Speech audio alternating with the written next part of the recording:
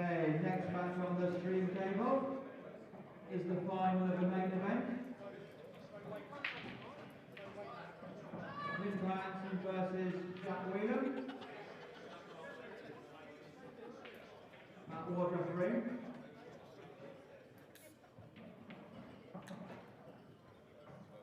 Best of luck to both players.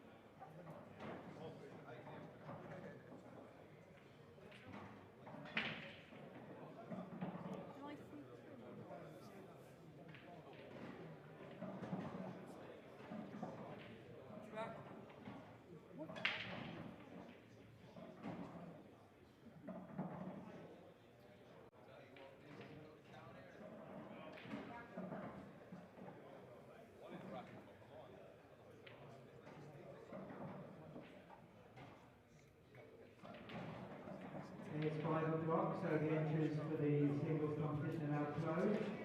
I'm just going to sort out the cue score and then get the draw up.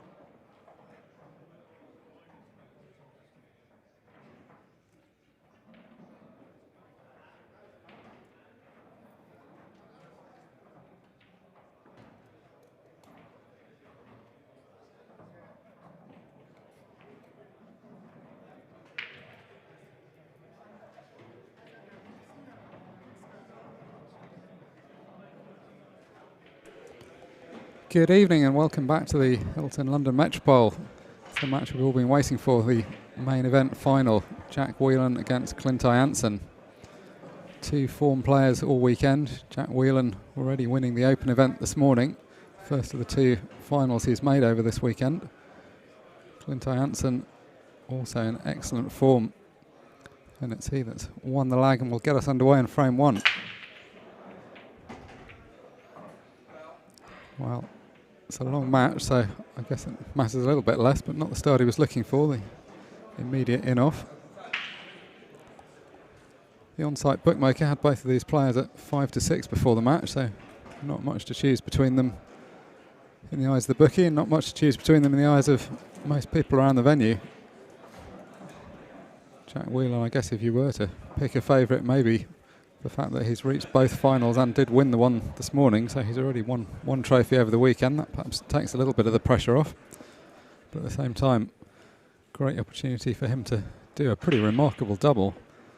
He'd have got very long odds on the same player reaching both finals, given it's a 256-man field with some quality players in there. Jack Whelan's break in particular has been imperious over the course of the weekend. I've seen him several times on the stream table and he seems to have had a not far off 100% success rate with making a ball off the break.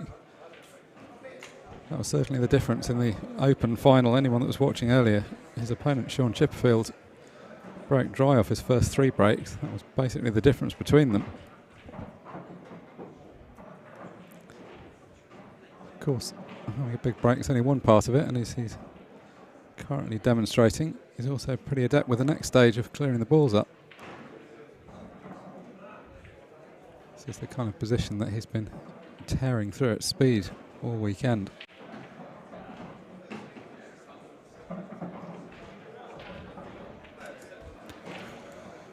So good to see people joining us for this final. We are streaming on YouTube and Facebook. As always, please do support the stream by liking and sharing and putting it on your timeline, making sure people know. Really be interested to hear what your opinions on what the scores will be. Obviously a race to 8. I'm going to say Jack wins, and I'm going to say 8-5. Yeah, I think that's a fair shout. I mean, I think if you were to pick a favourite, you probably would have to go with Jack. I mean, Clint's done precious little wrong, but Jack has just been so dominant. And I do think it made a pretty big difference winning that final earlier. There's a sort of different pressure. When we spoke to him after he'd gone into the second final, he was saying the job's a long way from being done yet. You could see he really meant business. And I think he'd have been under some significant pressure if he hadn't won this morning, but that's helped the first half of the double. And ultimately that dry break from Clint has proved costly, as you well imagine it may do in this match. If either player struggles with their break, it's going to be a long afternoon for them. And you mentioned the double, and just focusing on that. What kind of achievement would this be? Putting this into perspective, 256 players in this field over this weekend.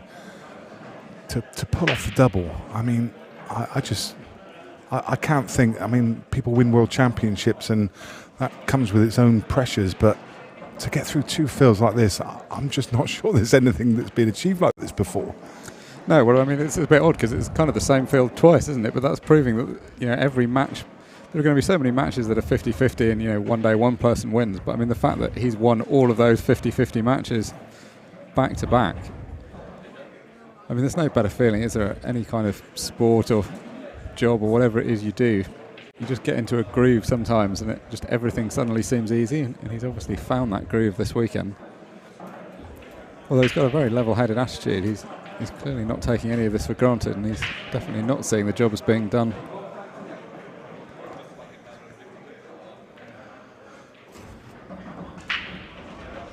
One thing about the break that I was commenting on earlier is how studied he is. He does exactly the same thing in terms of where he stands, where he puts the ball, where he puts his hand. It's that kind of consistency that's leading to this kind of consistency in putting balls. And look at the reds. Wow.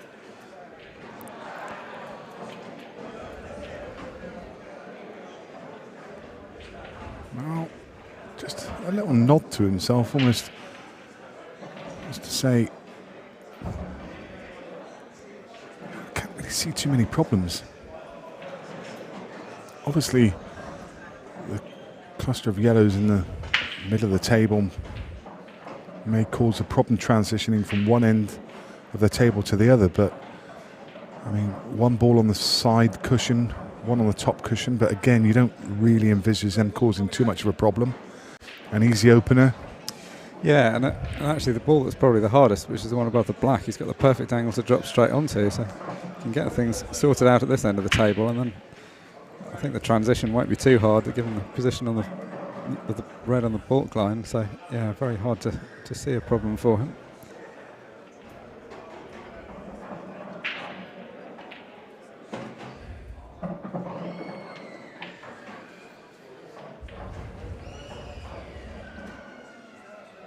It's been a few years since he won that world title. I mean, he's obviously been at the top of the game for a number of years now, but always nice once you've won a big title to follow up with a few more. He's had a few in the interim, but this will be, as you rightly say, one of his biggest achievements since then. So he's got a little angle. Maybe would have just liked a little more just to be ideal. So.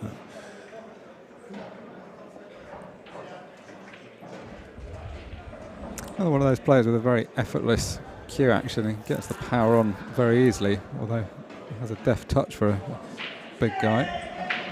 The thing with this clearance, he can't leave the ball on the left rail as his last. I think he needs to take that as early as possible.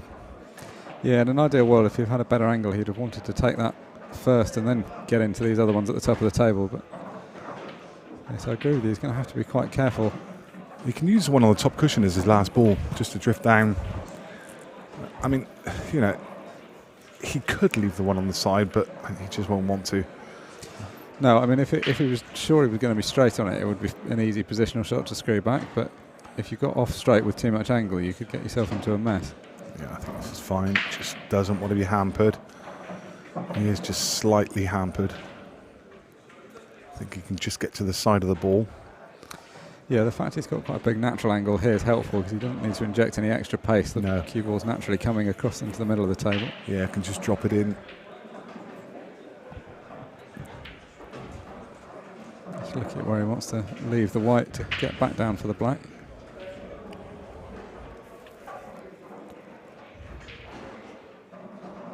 This has been a hallmark of his last few matches. He's got off to a blisteringly fast start and had his opponent under significant pressure before they've had a chance to do anything.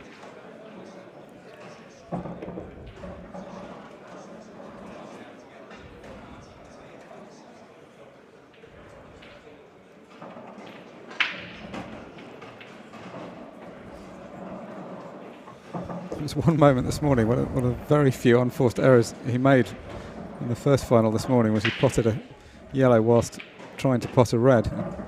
Just been a nervous moment as he steadied the cue ball on that one in the middle of the table, but no problem this time. The fast start is complete, 2-0 up. Clint Iansson has just broken off.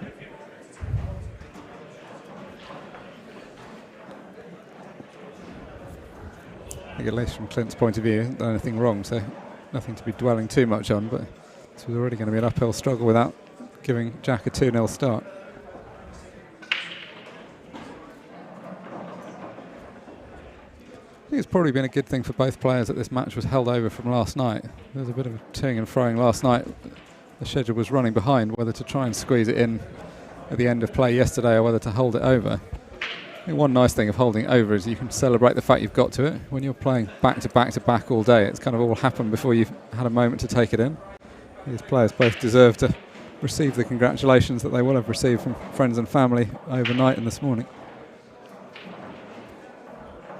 Straight down the middle for Clint, choosing to have the cue ball just an inch behind the bulk line.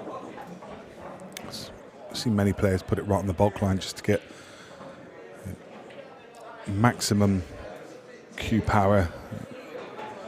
Sometimes lose a tiny bit of accuracy when you do that. I know that Chris Melling, when he did a little masterclass on breaking a couple of years ago, he was talking about getting that cue ball right down onto the bulk line so you can get the maximum energy through the ball. Yeah, I'm not surprised that was Chris's advice. He plays with a very long bridge between hand and end of the cue, so you definitely want to give himself a space. That would have been an interesting masterclass to see, although I think a few people in the world could emulate a break quite the way he hits it. Yeah, I think it still exists on YouTube actually. You could probably find it. I think it was called Chris Melling Break Masterclass, isn't it? We'll have a search of it later on and see if we can find it. It was really interesting. Yeah, I mean, certainly in Chris's heyday in the early 2000s when he won those 2 world titles, he used to turn up with a massive break, and particularly as the WRPT World Championships semi-finals and finals are usually played on a larger table. That was an important ingredient of his success. Clint's ran out of position here. Not what he was looking to do. He was looking to land on one of these on the side, and now he's left with a really horrible cut back into middle. I mean, he could play it off the red, and I think he probably will. Does the yellow, I was going to say, does it still go? I didn't think for, it does, obviously. I mean, I didn't think for the world that would pass that yellow. It didn't look like it. No, he was lucky he was just far enough away from it that he could play that shot. Yeah. And still clearly a delicate shot to come, but at least immediate crisis averted. I said he could play this yellow off the red, but actually when you look at it from this angle, the red is maybe just a an inch further away from the pocket than would be comfortable. You just wonder whether that yellow will hit the knuckle. Might be one of those that you kind of hit the red half ball and punch it. But I think he can drop it in regardless. Oh, he's hit the knuckle. Yeah, you can't hit the front knuckle with that kind of shot. Got to say, didn't expect that. No, it looked like he'd solved the problem when he was able to put that last ball, but that's a little bit careless. I mean, to be fair, it was a far more difficult shot than the camera angle looked. It wasn't a gimme, but every time you touch the front knuckle, you're in trouble. What's your thoughts on any advantage that Jack may take from having played that final today? Obviously, Clint's not really been in action. I think he's probably played a couple of frames in the three-man, but you know, Jack's already played on this arena table today. He already knows the formula to winning after beating Sean Chipperfield. Yeah, I mean, I think that's the thing that gives him a slight edge in this. There perhaps wasn't much to choose between them absent that, but the fact he has had the experience and also won it, and it was a match where it looked like he was about to win very, very easily, and then Sean sneaked in for a couple of frames, and he did have to hold himself together and get the job done at the end, so he'll definitely derive confidence from that.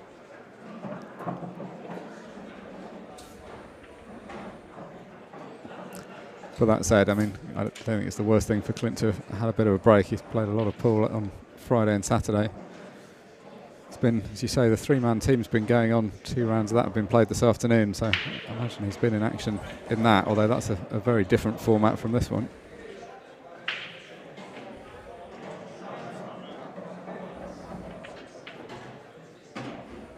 It feels like we've seen this a few times from Jack. Like he starts off well in the matches, and then his opponents are sort of chasing the game and just end up giving him more opportunities.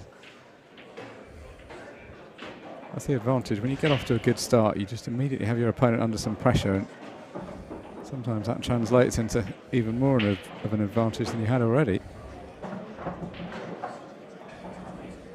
It's very effortless the way he moves the white around the table.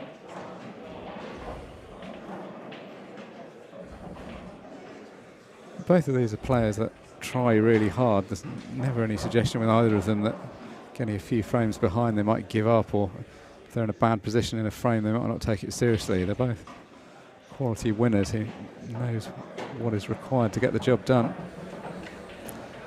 And Jack does get the job done.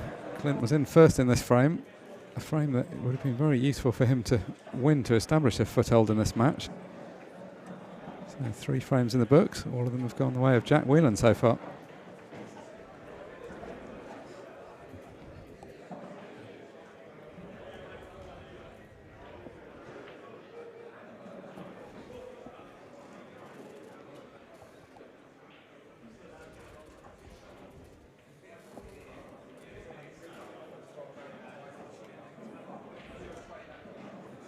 A bit more of a crowd starting to accumulate. This is a slightly funny sort of in-between time. The 3-man team, the first 2 rounds have just been played, and there's now a gap there, effectively a dinner break in that before play resumes at 7:30. So I think a lot of players who've been in action all day have just stepped out of the venue or down to the bar and restaurant in the hotel to get an early dinner or a late lunch, depending on where they are in their days. I think we'll see a lot more people drifting into the venue as this match continues. There's also a singles tournament. There's a plate event for the first round losers in the 3-man team, which is commencing around about 5:30, so they're just taking entries for that at the moment. So there'll be a number of matches called out in the background. Meanwhile, normal service resumed from Mr. Whelan. Another powerful break, another ball potted. At first glance, another pretty favourable layout.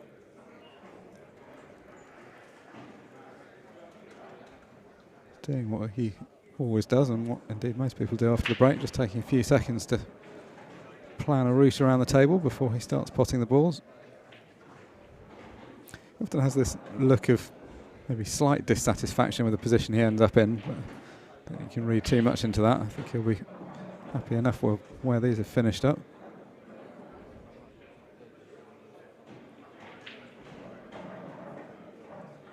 Reds, you would assume, will be the order of the day, both because of where they're positioned and also because the black is protected by a couple of reds, so that would be the easier option.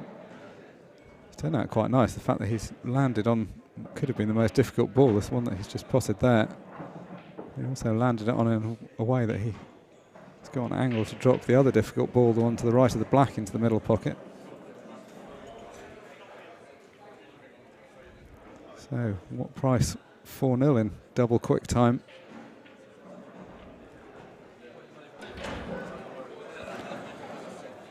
I mean, I'm not suggesting it's going to happen, but the bookmaker downstairs was offering prices on the scoreline, and I noticed that 8-0 was 100 to 1.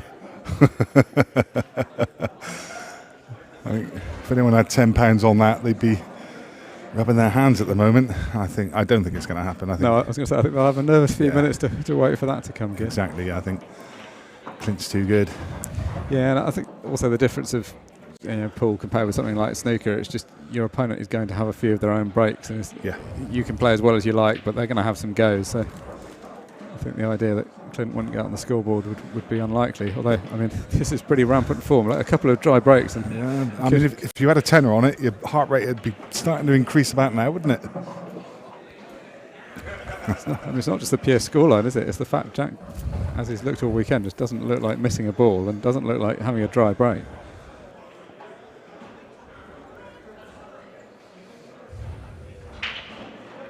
I like the fact that he's still giving this very full focus. There's no suggestion that because he's slightly ahead that he's eased into this. Like, he's still studying every shot just as carefully as he would be if this was the beginning of the match.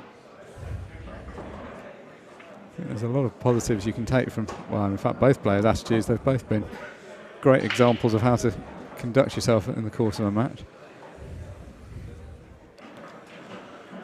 Well, this is a feat that I don't think has ever been done before, and I find it hard to see it ever being done again.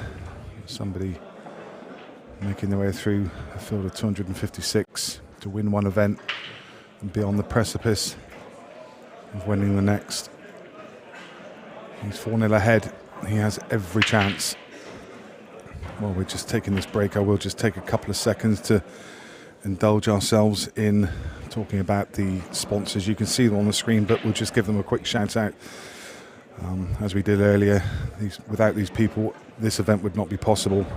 To All Stars, to Club 147, to Fishers in Crewe and Legends in Braintree, to Milton Keynes Sports Bar, to Off the Rails, to Rax in Maidenhead and Savannah. JJ Fall, I just saw him downstairs, his club, and to Spencer's in Yarmouth, Spots and Stripes in London, the Court in Peterborough, to On Board, who have produced all of these shirts that you see people wearing today, which I think are fantastic.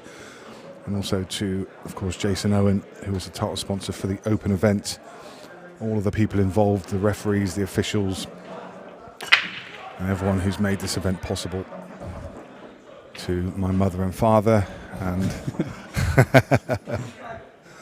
yeah, and also to Supreme. The tables are absolutely fantastic. I think they look great in this grey colour, especially with the grey carpet behind. I think the whole arena looks fantastic. Also, while you're giving this acceptance speech, Nick, embarrass you by saying what a great job you've done all weekend, just how many hours you've put into commentary over what's been already a long weekend and it's still got a little way to run. Yeah, thanks, Mark. I appreciate that. Somebody whose weekend might not be lasting quite so long right now is Clint Iansson. He's come up with another dry break at the moment he needed it the least.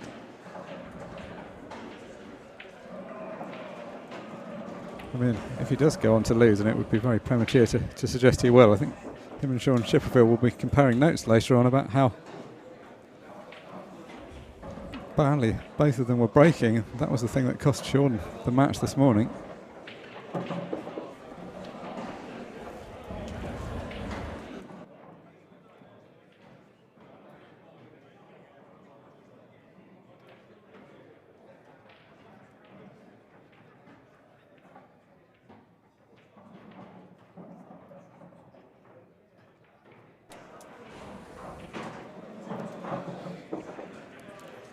Lovely shot to develop the black.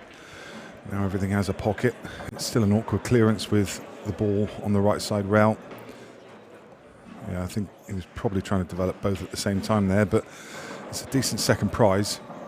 As I say, still awkward because the natural pockets that these balls would land in, the yellow that's in bulk, I don't think passes into the top left. The yellow adjacent to the left centre doesn't pass into that middle bag, so he still needs to take a lot of care over this finish, but the way he's playing at the moment, it's just a different level. And the way he's played that, you've got to think that this yellow passes above that red, but for the world, it doesn't look like it does from this angle. No, this is exactly the kind of shot where this camera angle is frequently deceptive. You can make yourself look silly by saying something doesn't go and then the player smashes it in. He's not got into that one. I think he was trying to get that through another 12 inches to play the yellow on the left side of the table, but got a B plan. This is a tough shot though. Oh my goodness, look at this. Oh, that's a phenomenal shot. You can't say highly enough about that shot. That was a very difficult recovery, and he's played pinpoint position as well. It was the kind of the pace he's played it at. Normally you just want to play those at just a little bit firmer. He's almost played it as a drag shot. This is wonderful cueing from Jack Whelan. And that was a better shot than it looked. It looked like he just rolled that in, but it was a little bit delicate with the position. He could have lost the white, so he had to just play the dead weight cannon into the red. One more good pot and the frame will be his. Wow, that's about as bad as it could have gone. Okay, I'll adjust that. 2 more good pots and the frame will be here. It's left the black more difficult than we thought he would. This has gone from a formality to very missable. Just no, not for this man. This is incredible. Absolutely incredible. We are witnessing history being made here, ladies and gents, and I don't say that lightly. Just such a delicate shot. That's lovely. Yeah, I mean, you could look at that on the TV and think, well, how difficult is it just to cut it straight down the cushion? But if you push it into the cushion at all, it doesn't drop. You've got to just keep it on line. Yeah, I mean, to your point about how unlikely it is to win both of these events, I mean, historically, it's not been done very much because the format has changed somewhat. It used to be that the main event was open to everybody, and then there was a sort of challenge open event, and then an event that some of the top players or some of the pros, depending on how it was categorised at the time, would enter. So it's not going to be many people that will have this opportunity.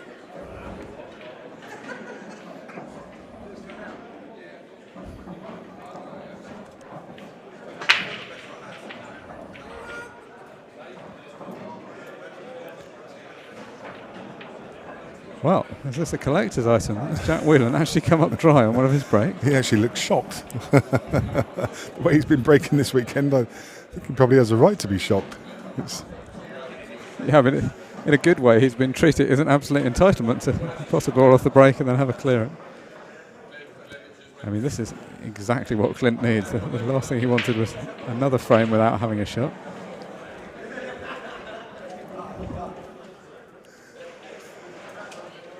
I just saw Tony Blank down in the reception area when I went downstairs a second ago, and he asked me to give him a shout out, so I will do. Big shout out to Tony. He's one of the players over this weekend. Also, always see him at loads of different events. Great character.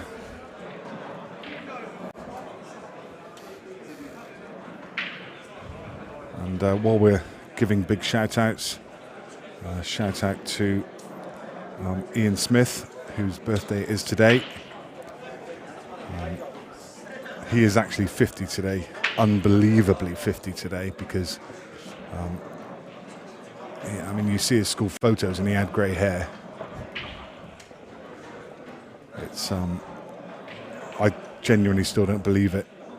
He says he's 50, but I think I need to see his passport. But many happy returns of the day today, the big 5-0. Hope you're having a great day. And furthermore, for shout-outs, a big shout-out to everybody watching this final. Thanks so much for joining us. I hope you're enjoying a Sunday afternoon, early evening as we are now. You enjoyed your Sunday roast, and now watching this match between Clint Iansson and Jack Whelan. What about this 8-0 now? That 100-1 is suddenly looking a massive price, and I guarantee no one had a single penny on it.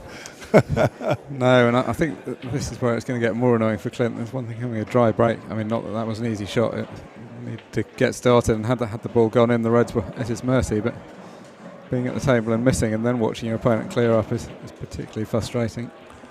I think you'd be sat there with a very smug look on your face if you'd have had any kind of bet on 8-0.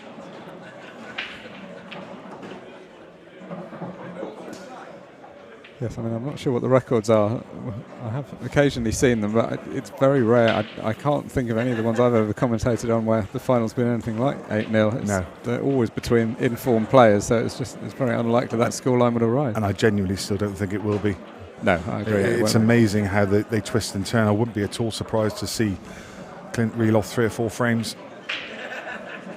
And make no mistake, Clint could win this. We're not talking about this because we're writing him off. We're talking about it because theoretically that is still on, and Jack has been on a tear, but Clint hasn't had many chances so far. The match could easily turn on its head. Yeah, the problem for Clint now is that he's relying on Jack Whelan mistakes, and Jack has not. I mean, the mistakes he's made this weekend, you could probably count on a couple of hands. I mean, we've watched him in 3 or 4 matches on this table, and the form is incredible. Yes, I mean, in terms of unforced errors, I can barely think of 1 or 2, and even those were moderately unlucky ones. He's just not been missing anything remotely routine.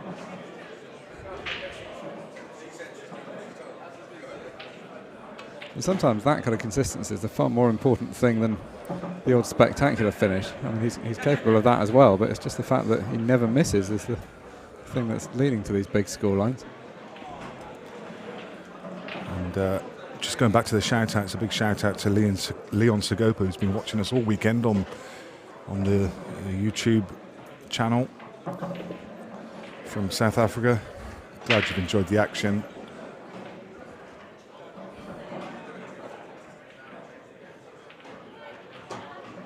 Yeah, real hotbed of pool, South Africa. It's always nice to see the South African team come over, as they have for so many years, to the World Championships.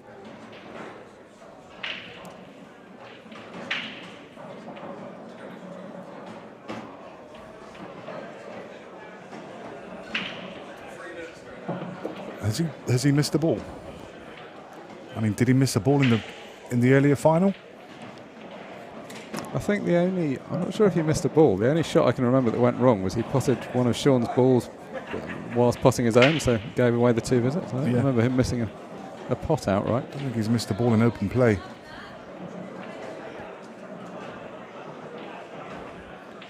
Marianne Ward asking, why is this channel called Beard Productions? It's always been Beard Productions. It's because one of the reasons is we've all got a beard. Paul Moulding will be able to explain that to us, I'm sure. He's got a lovely bushy ginger beard. He's probably looked in the mirror one day and said, do you know what, that's as good as anything. George has got a beard. I've got an excuse for a beard. So it seemed like the right thing to do. Well, I feel honoured to have been let in, the token guest without a beard. Well, I can honestly say, Mark, if you don't turn up to the next event with a beard, then I don't think we can have you on commentary, to be honest. I think it might take me until the next event to grow a beard.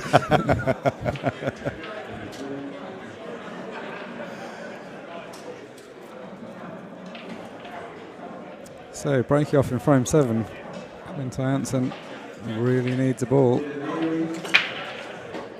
Well, he needed a ball, but not that one. Cue ball straight into the right-hand centre.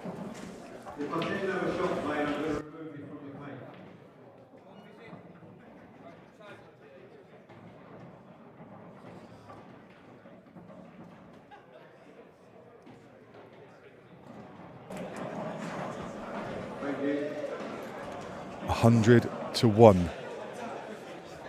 8-0. That was the price.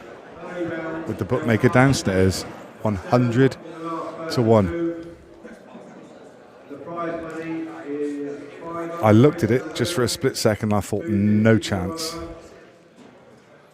Might as well burn the money. But how smug would you be?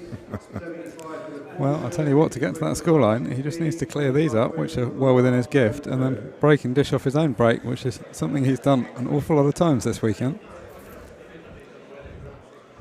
I mean, right now, I'm not even sure how disappointed Clint's going to be. I think just sitting there thinking, what on earth could I have done with it? Yeah, I mean, what can he do differently? He's literally come up against a runaway train. This guy is just like running headfirst into a brick wall. I cannot remember. I've commentated on so much pool, and I cannot remember an outstanding performance like this. In fact, I was downstairs talking to Dave Fernandez, who got blown off the table last night against Jack Whelan in the semi-final. I think it was that 8-1, 7-1, and Joe Sison was talking. He said that he was watching that game. He said he doesn't think he's ever seen anybody play as well as Jack. And you could see when Dave won that one frame, there was a tremendous cheer. It was the whole crowd could see how hard he was having to work. I mean, Jack was just a runaway train in that.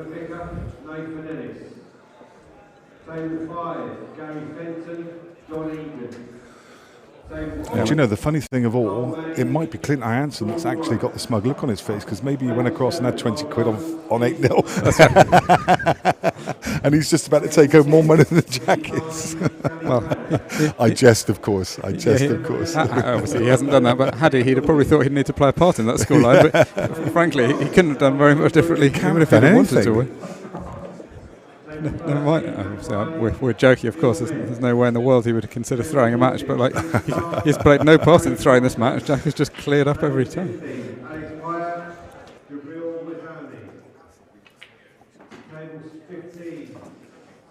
So 7 frames have been played, and with that black, Jack Whelan has won all 7 of them.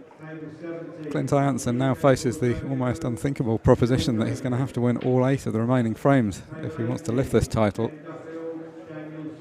He sits in his chair, who remains an impassive look, but deep down, hard not to respect Jack for this performance. Obviously, you desperately hope when you're sitting in the chair that the performance doesn't come against you, but frankly, it wouldn't have mattered who he was or what he did. I mean, if he's going to look back and wonder how he got to this scoreline, the only thing he could have done differently was to pot a ball off a couple more of his breaks. That's the only thing that's really let him down. That and one long ball that got away. Both players still looking very focused. Jack himself, as you would imagine, not celebrating early, sitting motionless in his chair as well. He knows that he's got to get the job done still. And he'd like, of course, to win 8-0. I mean, it doesn't affect, you still get all the prize money, you still get the trophy if it's 8-0 or 8-7, but in terms of the dominance of this performance, could be about to do absolutely unthinkable and whitewash his opponent in a best of 15 final, something you precious ever see. It's unusual to see scorelines to 0 in the first round, and that can be when the players are quite mismatched. It's incredibly rare at this stage. But could there be one last twist in the tail for Clint? Jack has, for the second time in this match, come up dry off his break. I mean, I'm sure he's a little bit disappointed about that. It's obviously not likely to be hugely consequential to the outcome of the match, but would desperately like to have just continued that momentum and got the job done. So, well, in some ways under a lot of pressure. I suppose in some ways not under that much pressure at all from Clint, because he's not exactly expecting, and nor is anybody in the crowd, for him to come back from here. So it's just a chance to try and get some respectability, see what he can achieve. He's played a good opening shot. Obviously the yellow was quite close to the pocket. It wasn't a difficult pot, but having to cue over the ball as he was, somewhat hampered. That added to the degree of difficulty. And this is really the kind of opportunity he needs. These yellows are in a lovely position. Nothing to do in terms of cannoning the balls out. He can just let his arm go. I mean, hard to say whether he's feeling tense or not. He's not really played any shots so far that we can form an opinion of.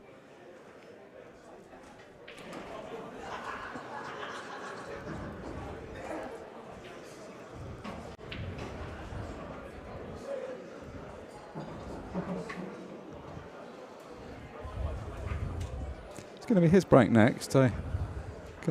Every comeback has to start somewhere. If he can clear these balls up, then got the opportunity to clear in the next frame. Good start to get a few frames on his side of the scoreboard at least. And that's all you can do. You can take the frames one at a time. No point thinking about the bigger picture. He's got to win all the frames as it happens, but you can't rush it. No, I mean, what can he do? He has to take heart in the fact that Jack's just won 7 in a row and he's going to have to return the favour. I mean, he will have done that. Probably not against the player of Jack's quality, but I'm sure he's won some matches 8-0 in his career as well, so he knows it's possible.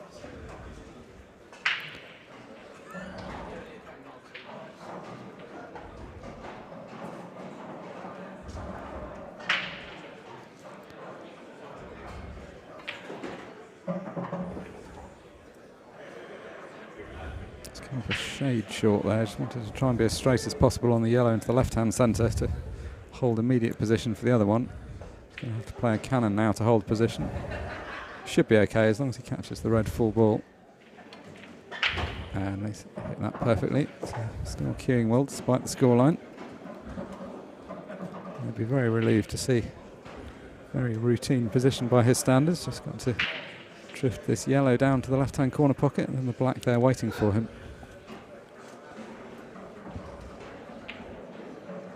Oh, no. Oh, surely not. Oh, dear.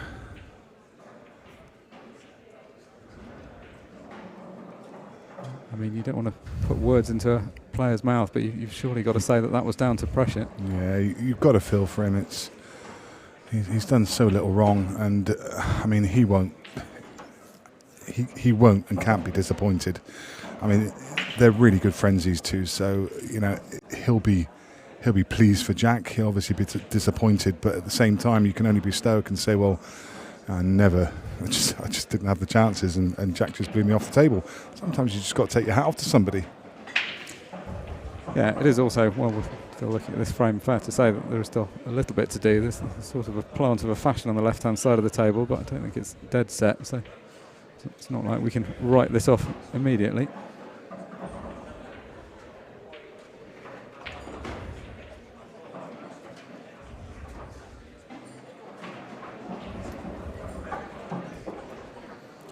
So you wouldn't imagine there'd be a problem potting it, but just needs to make sure the second red doesn't run away. Yeah, I was able to play it pretty gently as it happened, so I found the perfect position to play that from. So he just wants to leave himself an angle on the red on the baulk cushion to make sure he can get down to the other end of the table.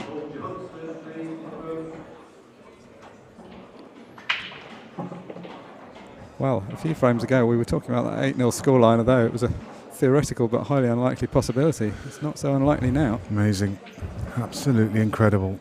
And we are watching a player who is at the very peak of his game. He's going to play the red off the yellow to clear the pocket. For the black in the same pocket.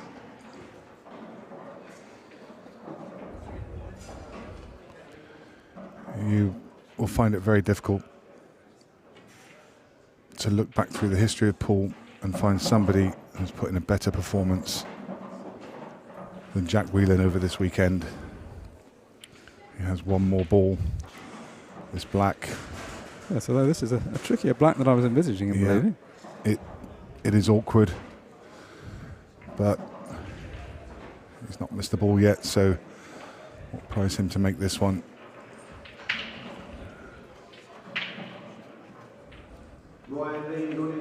So, you know, that is unbelievable. A fist pump from Jack Whelan, and that is an absolute demolition. Well, that is just outstanding. I don't even know what to say. He's just got through 256 players twice, and he's won back-to-back events. That is, for me, making history. You run out of superlatives to describe that performance. That is one of the all-time great performances we've seen in a tour final. I mean, his reaction says it all. He held himself together perfectly through the entire match. He showed not a glimmer of emotion up until that point, and then you could see it all coming out for Clint Iansson, a fantastic tournament and a fantastic run to the final, but ultimately there was nothing he could do with that. He could have won a couple of frames, but there was no way he was winning the match against an opponent in that form. I'm going to go downstairs and catch a few words with Jack Whelan. I mean, it's going to be a couple of minutes before we get across into the interview room, so bear with us a second. We're just going to get the trophy and get ready to present to him. I can't wait to hear his thoughts after that one, so stick with us a couple of minutes and we'll be right back.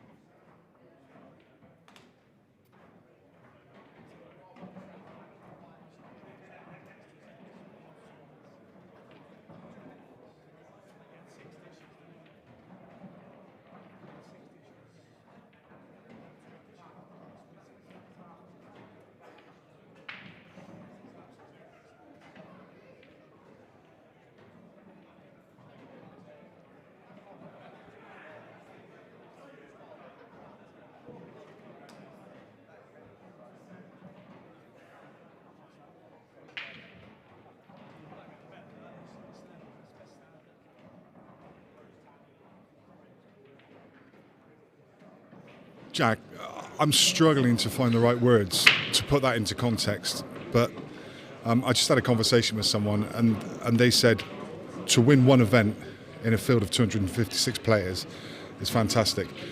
To win back-to-back events in that same field is unbelievable. For me, which has created history there. I don't know what to say, to be honest. That was perfect performance. I knew I had to be good against Clint, but he missed the ball in the second. First of all, actually, I want to say sorry to Clint for celebrating at the end. He's my mate, but I don't think Clint's going to have any issues with that, mate.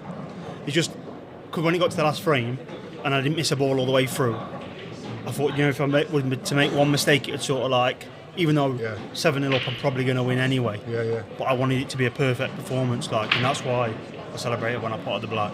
Jack, I want to put some numbers around that. So, to win that 8-0, the bookie had it priced at 100 to 1. You were around 20 to 1 to win each event, which would have been around about 400 to 1. But there's no way that would have been 400 to 1. That, in my opinion, that's thousands to 1 to win back-to-back events. I mean, what does that mean in the context of your career? I know you've got the World Championship, but that is, as I said before, it's great in history. Yeah, it's good, obviously, to win the event. I'm proud of myself, and especially world rules as well, because I don't play the rules, and I'm always having to think about little things, even when you're breaking, I've got to remember to nominate all the time. It's little things that you don't normally have to do it when I'm playing my own rules, and I feel comfortable with it. But I'm really proud of myself to come through both fields, and there's some great players here, and I'm so overjoyed. I think everyone's proud of you, mate. I'm absolutely made up for you, and obviously a new dad, and must be so settled in life. The prize money from the Jason Owen, £5,000 for that one. That's going to buy a lot of nappies. Yeah, I was going to say then that keeps the nappies topped up, I suppose. Look, without further ado, I'm going to bring in Neil Toms. Neil, I mean, we're here again, Neil. Like, let's just hear your thoughts on that. Just put that into context for us. Well, to be honest, I can't believe the history of we've played a long time. I don't think anyone's ever done this in a weekend. I'm going to have to go back in the archives to look. To win an event like this, like in one weekend, it's unbelievable, especially Clint's a class player. But again, it obviously breaks, and you could do that to someone and someone's done it to you. But Jack, that's unbelievable. Like, I'm so proud to run an event for you to win it, and obviously the players here that appreciate what I do. And politics don't come into it. You play different rule sets, you've had to adapt. Yeah. It's all about the players, in my opinion, and we're doing a good job. Your Event 2 winner of the World Rules Pool Tour, Jack Whelan. What about that? That is amazing. So, your winner, Jack Whelan. What an incredible performance. See you soon. Adam Basu, table 12, Adam Basu.